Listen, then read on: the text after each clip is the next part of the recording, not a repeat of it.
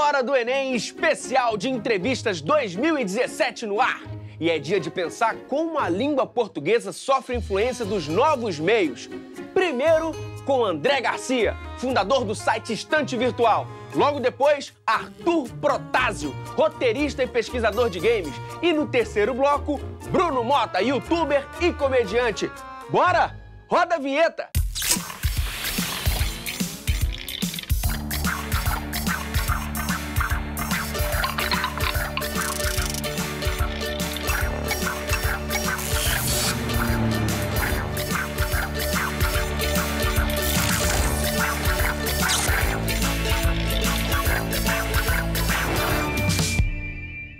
Imagina que você está estudando, precisa de um livro e aí ele está esgotado.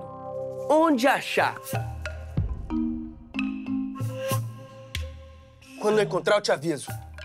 Não pode ser assim. E o nosso entrevistado concorda, tanto que ele criou um dos sites mais bacanas do Brasil, o site Estante Virtual. Vem pra cá, André Garcia. Tudo bem? Salve, Lange. Seja bem-vindo. Obrigado pelo convite. André, foi mais ou menos assim que surgiu a ideia? Eu estava precisando procurar livros lá para o mestrado que eu estava fazendo. Foi difícil, fui num sebo, 2, 3. Não me adaptei com a forma de busca. Eu fui na internet e vi que tinham poucos sebos na internet. E aí vi que tinha um tremendo potencial de alguém criar um site que reunisse aqueles sebos e outros tantos que nem tinham conseguido montar seu próprio site. Mas isso significa o fim dos sebos tradicionais? Não, ao contrário. A Estante ela deu projeção para os sebos. Se os sebos não tivessem ido para a internet, eles teriam perdido uma demanda, né, que estava nessa tendência. Então, a Estante simplesmente manteve eles atualizados tecnologicamente e, ao contrário de acabar com eles, deu força, porque eles ganharam clientes de outros lugares, que não só os que estão ao redor deles, né? Então, a Estante Virtual é uma realidade? Com certeza. Já tem aí 2.500 vendedores, 17 milhões de livros vendidos e cada ano são mais 3 milhões de livros vendidos. E quantas pessoas trabalham diretamente? Diretamente são 65 pessoas, o que é uma surpresa, as pessoas acham que é só um site um computadorzinho rodando. E tem aí, desses 2.500 vendedores, tem aí de 1 a 20, 30 funcionários cada um.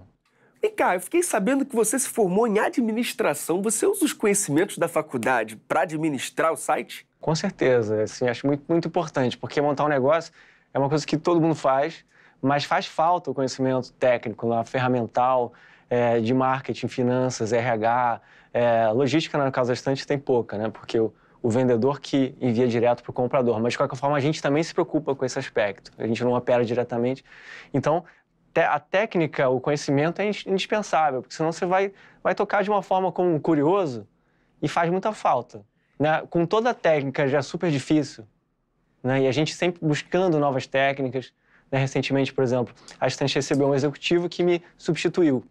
Há 1 ano e meio atrás, eu sou só o fundador agora.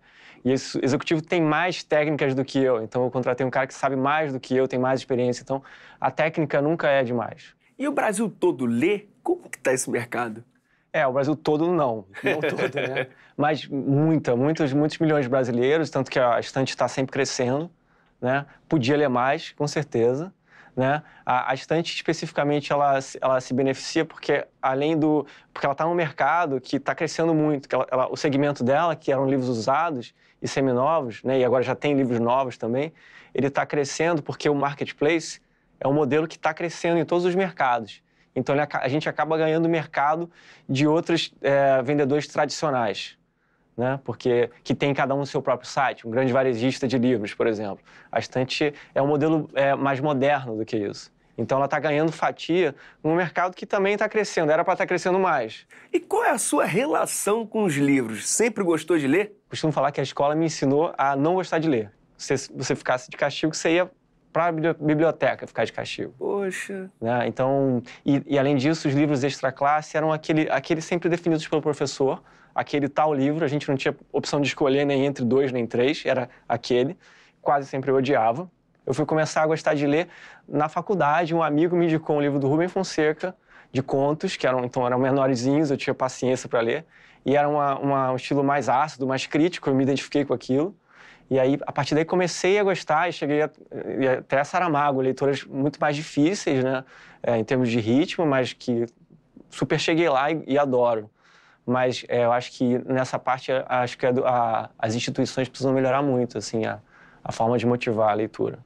Você foi autodidata e aprendeu programação sozinho? Como? Me formei em administração, com ênfase em marketing, trabalhei muitos anos em marketing, e o meu mestrado era em psicologia social, era uma área diferente. Eu já estava há um ano lendo mais de 100 livros, super diferente da minha área, né? E aí eu tive a ideia da estante e eu sabia que tinha que fazer uma plataforma tecnológica super complexa que eu não quis terceirizar. Um, porque eu não tinha dinheiro, ia custar centenas de milhares de reais, e dois, porque se eu arranjasse dinheiro com o investidor, eu ia começar já o projeto já tendo que dar satisfações. E eu não queria, para mim era um projeto de emancipação. Então eu pensei, pô, eu tô com um ritmo tão forte de estudo, eu vou passar de Freud para JavaScript. E foi super fácil. Esse aqui, inclusive, é um dos livros, né, que eu comecei Você usou? Foi o primeiro que eu usei, né? Um livro que em uma semana aprenda programação com a linguagem e tal. Então, durante um mês, eu fiquei estudando esse livro e alguns outros irmãos dele para aprender e super rolou. Ao mesmo tempo, eu também fui tentando achar os sebos, onde estavam, né? Então, esse aqui é esse guia de sebos, né? Que existia na época, eu cataloguei os sebos. Então, fui fazendo o meu trabalho de programador e de marqueteiro ao mesmo tempo. Mas e aí, qual é a sua dica para o estudante que vai fazer o Enem? Visitar pessoas que trabalham, tentar achar profissionais daquela área, conversar, saber como é que é o dia a dia, e se identificar com o propósito, né, daquela profissão. Acho que é fundamental isso, né? Todas as empresas hoje tentam passar isso, que você não vai só lá trabalhar às 8 horas e ir embora. Você tem que se identificar com a causa. E para quem gosta de ler, qual é a dica de livro? Tá, é um livro que eu adoro, chama Devagar. Devagar. É um livro que fala que a gente tem que desacelerar. É um livro de um jornalista inglês chamado Carl Honoré. Ele fala que a gente está colocando a velocidade em todos os aspectos da nossa vida, mas muitas vezes ela é contraproducente. Por exemplo, no ensino, né, no lazer, comer. Tem o movimento do slow food, que fala comer mais devagar, comer coisas que vêm da redondeza. Então, é um livro legal que assim, não é uma ficção, é um livro sobre a vida mesmo, é um livro técnico, vamos dizer assim, filosófico, mas eu aplico muito do que esse livro fala. André, muito obrigado. Valeu. Mesmo pelo Prazer. bate-papo, por essa disponibilidade de estar aqui com a gente. Legal, Valeu mesmo. disponha. Aperta o start que agora a gente vai falar de game. Isso mesmo, a língua portuguesa nos games. Tá se perguntando o que as duas coisas têm a ver? Quem responde é o Arthur Protásio, escritor e roteirista especializado em narrativas de games. Chega mais! E aí, tudo bem? Tudo bem? Beleza? Contigo? Tudo certinho. Tem que estudar português para fazer games? Com certeza. Se você vai ler, se você vai escrever, você tem que conhecer a sua língua para produzir. E qual a diferença entre escrever um livro e escrever uma narrativa para os jogos? Quando você trabalha com livro, quando você trabalha com cinema, você está trabalhando com mídias que são principalmente lineares. Você tem uma história para contar, ela tem início, ela tem meio, ela tem fim. Só que ela não tem uma coisa que, no caso dos games, é absolutamente crucial, que é justamente a participação de uma outra pessoa, de um integrante ali. Tem esse outro integrante que é o jogador. Então, quando você está preparando uma história para um jogo, você tem que entender que mais do que a história que você quer contar, ela existe, né? Você, como escritor, você tem ali uma mensagem para passar adiante.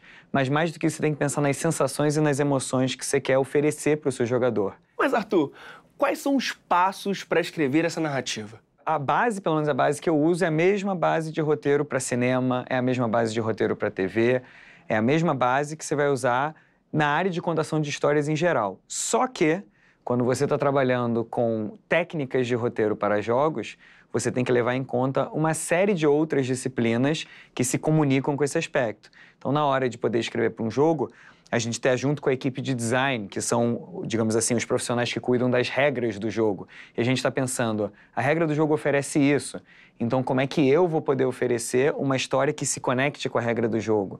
A gente vai estar trabalhando com música, a gente vai estar trabalhando com o visual. Narrativa não é só o que você escreve no papel, né? Narrativa é a mensagem, é aquela experiência geral, é o contexto daquele momento, daquele conteúdo. E como é que você passa aquilo para o jogador. Então, você tem várias técnicas aí juntas contribuindo para esse todo. E como você prevê no texto quais são os rumos que a história pode tomar? Apesar da gente toda hora falar, né? Não são infinitas possibilidades quando você está fazendo um jogo. Na verdade, as possibilidades são finitas, porque é um software, é um banco de dados. E se você for fazer esses dados infinitos, você tem ou dinheiro infinito, ou tempo infinito, ou os dois. E não é a realidade de nenhum projeto. Então, como é que funciona? Você, na verdade, tem que ver quais são os mecanismos que a gente tem para o jogador participar. E quando eu digo mecanismo, é bem pé no chão mesmo. É tipo assim, o jogador é um jogo em que você corre da esquerda para a direita e você pula. Ou é um jogo em que você anda por um espaço aqui e você pega um objeto e examina esse objeto e daqui a pouco você usa a informação desse objeto para interrogar um suspeito, se você é um policial. Só que você tem que, em algum momento, prever que esse é o caminho A que o jogador tomou. Esse aqui é o caminho B que o jogador tomou. E você começa depois a ter que usar outras estratégias, como, por exemplo, criar um fluxograma. Então, fluxograma que eu digo aqui está a decisão que o jogador toma. Se ele escolhe para a esquerda, eu tenho uma linha desdobrando para cá. Se ele escolhe para o centro, outra linha para cá. Para a direita, para cá. Nisso eu já tenho 3 possibilidades. E aí eu tenho que tomar cuidado do ponto de vista de história e de produção para em algum momento fechar isso de novo. Senão começa a criar só várias possibilidades e fica muito difícil dar uma amarração de drama para isso. Eu entrego esse roteiro para a equipe de design, eles leem o roteiro e eles entendem que, o jogador falou tal coisa.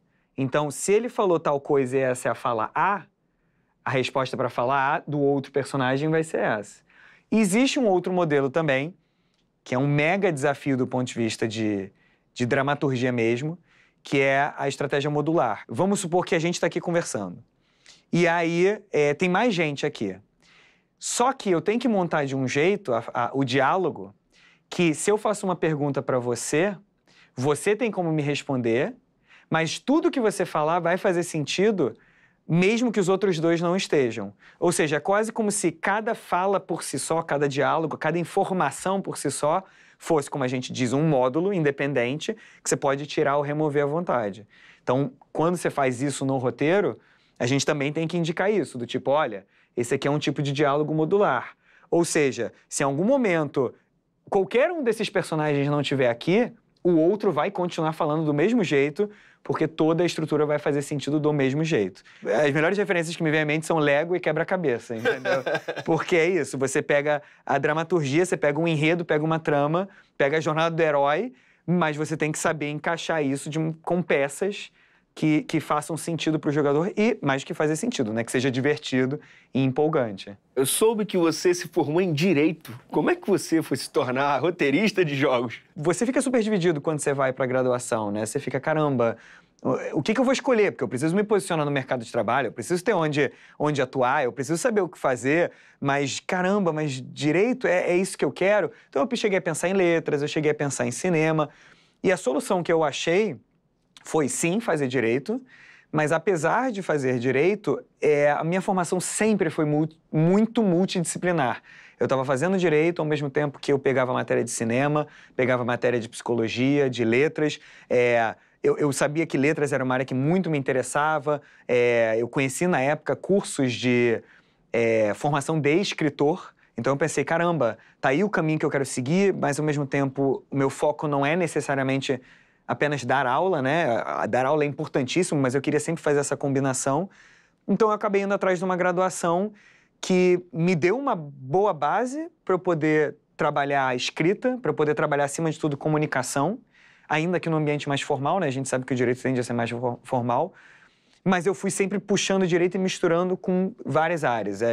Um exemplo que para mim é bem emblemático é que quando eu estava fazendo direito, para o pessoal de direito, eu era o designer que fazia direito. E para o pessoal de design, eu era o advogado que fazia design. Então, isso foi muito curioso. E eu consegui misturar essas áreas. Mas não é, assim, isso é prova de que não é a graduação que te define. Quando eu estava fazendo direito, eu também peguei um domínio adicional, uma formação adicional em mídias digitais. E depois disso, quando eu falei, caramba, terminei minha graduação em direito, o que eu vou fazer? E aí eu fui eventualmente fui fazer meu mestrado em design. Então, o principal mesmo é você achar uma formação que agregue muito pro que você quer fazer, acima de tudo, mas que também te dê recursos para você conseguir se virar no mercado. Que legal, mas vem cá! Você só escreve ou você joga também? antes de eu ser o escritor de jogos, eu tive que ser em algum momento o jogador. E antes de eu ser o escritor de literatura, eu tive que ser o leitor.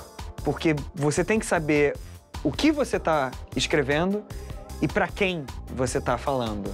Então, não adianta eu querer escrever um roteiro para um jogo se eu não jogo. Vão me faltar referências, vai me faltar familiaridade. Então, não dá para você ter essa propriedade, esse domínio da linguagem, sem antes viver e consumir a experiência também. Pô, show de bola, não tem como agradecer. Sucesso nos seus projetos. É isso aí, muito obrigado. Valeu, muito obrigado. Foi um prazer. Imagina fazer um stand-up de 38 horas sem parar. Haja improviso, haja língua portuguesa, o dono da façanha é o youtuber e comediante Bruno Mota. Chega mais! Ei, Lani, tudo bem? Seja Como é que vocês bem-vindo. estão, gente? Ei, gente. Tudo bem. Tudo bom?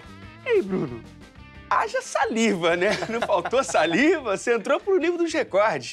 Eu fiz isso faz um tempo já, né? Foi pra ter o maior show de humor do mundo, que chamava. Entrei em contato com eles, mandei um e-mail em inglês, né? Que é o livro americano dos recordes, né? Mandei, tipo, sugerindo, porque eu não achei essa ideia, né? Porque eu já tinha visto mais rápido, menor. Eu falei assim, será que alguém já fez o mais longo? Porque eu consigo, né? Eu sei falar. Ó, estou falando há um tempão desde que ele perguntou. Mandei e-mail, de repente veio a resposta com todas as instruções. E aí eu fiz o maior show de humor do mundo. Você tem um canal no YouTube? Como é que já começou? quebraram esse recorde, viu, gente? Se vocês forem procurar, vocês vão, cadê ele? Porque já, depois que eu inventei, um monte de gente já fez. Mas e o canal no YouTube? Eu quero saber como é que começou. Eu sou um dos primeiros, né, a fazer canal no YouTube no Brasil. Não sou um dos maiores, de novo, sou um dos primeiros. Eu faço comédia há bastante tempo. No início, a gente, quando ia para algum lugar fazer teatro ou alguma empresa queria contratar, a gente pegava o nosso showzinho, gravava num VHS, gente, não sei se você lembra, era uma fita assim, né, videocassete, você gravava, colocava no correio, a pessoa recebia dias depois para ver se tinha a ver com o que ela estava contratando, como é que era. Aí veio a internet. Aí você podia colocar o seu vídeo na internet. Então, na mesma hora, você mandava para a pessoa o link, ela assistia lá. Então, quando apareceu o YouTube, foi incrível, porque você não precisava nem de ter servidor, contratar nada. Você colocava o seu vídeo no YouTube, só podia ter 5 minutos e você mandava o link. Então, eu coloquei os pedaços dos meus shows mais para empresas poderem assistir, para você mandar para uma emissora antes de você dar a entrevista. E, de repente, outras pessoas também, né, que estavam começando stand-up no Brasil, colocaram também. Isso foi virando o YouTube foi se transformando num canal mesmo, né? E para estudar para faculdade, como você fez? Você teve que acumular 1 milhão de anos de informações em 1 hora? Meu espetáculo chama 1 milhão de anos em 1 hora, tá, gente? É por isso. 1 milhão de anos é o espetáculo que eu tenho contando a história do mundo. É muito divertido. Tô em cartaz pelo Brasil, me procure. 1 milhão de anos em 1 hora. Eu sempre gostei de ir pra escola. Na verdade, eu acho que foi muito importante pra mim. Eu vou chegar na faculdade, vocês vão entender. Vou começar um pouco antes a resposta. Eu sempre gostei. Não sei se é porque eu gosto de falar, gosto de conversar. Eu entendo que quando a gente fala a palavra assim, estudar, sentar, pegar um livro, a pessoa fica um pouco desconfortável. Mas eu tenho certeza que todo mundo gosta de aprender. Eu gostava muito de saber, assim, sobre universo, planeta, ciência biológica, porque as coisas funcionavam daquele jeito. Então eu sempre fui muito interessado. Aí eu tinha uma coisa pra mim, eu não gostava necessariamente de ter que ficar... Fui pra aula, né? Aí ficar mais 4 horas em casa estudando. Aí que eu pensei, eu vou estudar durante a aula. E vou prestar atenção. Isso vai me poupar um tempo na vida. Então, em vez de chegar em casa, em vez de estudar, eu ia fazer coisas baseadas naquilo que eu aprendi já. Então eu gostava de ir pra aula e chegar em casa e escrever uma cena, ou desenhar, eu gostava muito de desenhar. Então, na verdade, eu acho que eu não seria comediante, ator, se não tivesse professores que eu tive, sabe? Isso foram muito importantes. Eles incentivavam, até o de matemática. Falavam assim, eu juntava minha turma, né? Falava assim, pode fazer uma cena, apresentar? Eles falavam, claro, pode fazer uma cena. Incentivava, né? Pode apresentar. Sempre foi bom em língua portuguesa? Eu sempre gostei. E falavam isso, né? Pra você fazer bem uma prova de português, pra fazer bem um ditado, você tem que ler. Eu falei, então eu vou ler. Eu sei que tem gente que não gosta de todos os livros. Eu não gosto de todos os livros. Todos eu não gosto. Tem uns que eu gosto, Machado de Assis eu amo. Pois é, eu queria saber, qual é a sua leitura preferida, assim? Cara, eu leio tanta coisa, eu sou bem eclético. Machado de Assis é muito divertido, porque O Machado, não sei se vocês se lembram, no começo ele não escrevia um livro, né? Ele escrevia para o jornal. Então era tipo capítulos. Era a novela da época. Então ele tinha que prender o leitor. O leitor tinha que falar, eu quero ler de novo, para comprar o jornal no outro dia. Então o Machado tem essa coisa de não quer que você vá embora, sabe? Eu acho divertidíssimo. Machado de Assis é dos meus favoritos. Como eu faço teatro, Martins Pena. Todo mundo que aprende teatro fala assim, não, Martins Pena é como se fosse um documentário daquela época. Um professor de teatro meu, muito tempo atrás, falou assim, olha, se você quer ler, mas eu tô com preguiça, lê uma peça. Porque a peça tem 1 hora e 15, entendeu? Você vai ler no tempo da peça. É muito bom. Vem cá, qual é a sugestão para quem quer fazer comédia, viver disso? Para fazer comédia, ou no YouTube, ou na internet, ou na televisão, ou para escrever. Porque a pessoa fala, tem ideias boas, tem criatividade, ótimo, mas tem que ter repertório. Tipo, o máximo de repertório que você puder ter. Não quer dizer o maior repertório do mundo, entendeu? Mas hoje em dia a gente tem, de novo, a internet, que você tem todos os livros lá dentro. Não precisa... Eu quando eu tinha 10, 12 anos e queria ler, eu tinha que ir até a biblioteca. Hoje você entra na internet, tem tudo. Tem que ter repertório, sabe? Porque senão você vai falar do quê? E da sua graduação, o que você traz para o seu dia a dia, para o seu trabalho? Eu aproveitei bastante, né? Ir para a faculdade, ir para a escola é um presente, assim. Também é um jeito só que o ser humano tem de se comunicar, né? Porque os bichos não vão para a escola. Então você aproveita o conhecimento, vamos chamar de conhecimento formal, que está ali apresentado. Você aproveita as relações, né? Porque você cria relações com pessoas. Não estou dizendo nem só com os amigos que você faz, mas assim, com o professor, com a direção, com a comunidade que tem a ver com a escola. E aí, isso é escola, estou falando, né? Você entra lá com 5, 6 anos, você não tem ideia do que está acontecendo no mundo. Como é que essas coisas funcionam? Você aprende a conversar com os outros, a se divertir, a brincar, estudar, conviver. A relação que você vai usar num trabalho depois, né? Como é que você respeita um professor sem minar sua criatividade, você vai aprendendo. Aí você vai pra faculdade. Faculdade, gente, é incrível, é um negócio louco. Na faculdade, você já chega com 18 anos, teu pai não te acorda mais, entendeu? Você vai administrando ali. Eu posso faltar uma aula, mas não posso faltar essa porque tem a matéria, mas essa aqui eu não vou poder ir porque eu tenho que estudar, fazer aquela outra coisa. Você tá trabalhando já, você vai pro estágio. Então você aproveita esses dois conhecimentos. E a faculdade, pra mim, também é um negócio mágico porque eu escolhi aquela área ali, entendeu? Fui lá na escola, aí tem 10 matérias, a dizer, né? Não sei, 10, 12, tem um monte de matérias ali, mas você fala, não, eu gosto mais de números. Aí você escolhe uma faculdade de exatas, né? Eu, por exemplo, eu não sei como é que cheguei aqui, não sei somar, tá, gente? Não sei somar, estudo, mas eu falei, não, eu não sou dos números. Eu gosto de história, de letra, gosto de contar, gosto de escrever. Aí eu fui pra humanas, fui fazer jornalismo. E eu mudei, né? Não fiquei em jornalismo. Acabou migrando, né? Liguei pra publicidade. Quando eu cheguei em jornalismo, eu achei o pessoal... Por acaso, a turma que eu fiz lá, eu falei assim, gente, esse pessoal... Jornalismo é um negócio tão importante, né? A gente vai comunicar para as pessoas o que está acontecendo. A gente tem que ter opinião crítica. E achei a sala muito... Aí eu falei, eu vou pra publicidade. Que não tem problema nenhum mudar, né? As pessoas, às vezes, ficam lá presas num curso. Eu sou um jornalista preso num corpo de publicitário. Não, gente. Você pode mudar a sua vida, não interessa. Onde você nasceu, o que você nasceu fazendo. Pensa, o que eu gostaria de fazer. Eu cheguei aqui, né, pra conversar com você. Aí todo mundo falou, bem-vindo, obrigado por ter vindo. Eu falei, mas não precisa agradecer isso aqui. Eu adoro conversar com isso aqui. A minha vida, todo dia é feriado. Porque eu gosto de fazer isso. Eu tenho certeza que todo mundo que vai atrás do que quer, chega onde quer. Porque senão você vai chegar onde você não quer. O tempo é curto, então, pra finalizar, qual é a dica que você dá pra galera que tá se preparando pra fazer o Enem? Acho que minha vida, de novo, seria totalmente diferente se eu não tivesse os professores dedicados que eu tive e a oportunidade que eles deram. E eu também me abri, fui lá conversar com eles me ajudaram muito a seguir todo esse caminho. Talvez a dica que eu dê era se interessar, né? Se interesse, leia, porque esse é o nosso jeito de ter conhecimento, ou busque um jeito de conhecer, aprender um pouco mais. A gente fala hoje da internet, além de ler, tem vídeos para dar suporte na internet, todos os assuntos que você quiser. Então, eu acho que hoje o mundo hoje é incrível, né? Então aproveita tudo que o mundo tem para dar para você. Bruno, muitíssimo obrigado. Obrigado, mano. Um beijo pela sua presença e parabéns, hein? Sucesso. O Enem é um momento muito importante.